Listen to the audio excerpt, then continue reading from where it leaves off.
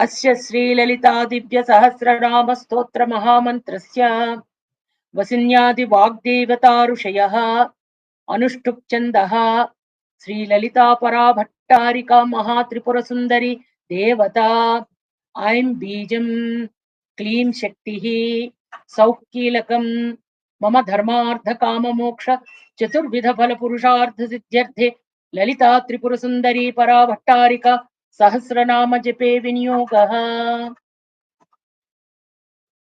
ऐं अंगुष्ठाभ्यां नमः, क्लीं तर्जनीभ्यां नमः, सौः मध्यमाभ्यां नमः, सौः अनामिकाभ्यां नमः, क्लीं कनिष्ठिकाभ्यां नमः, ऐं करतलकरपृष्ठाभ्यां नमः, ऐं हृदयाय नमः, क्लीं शिरसे स्वाहा, सौः शिखायै वषट्।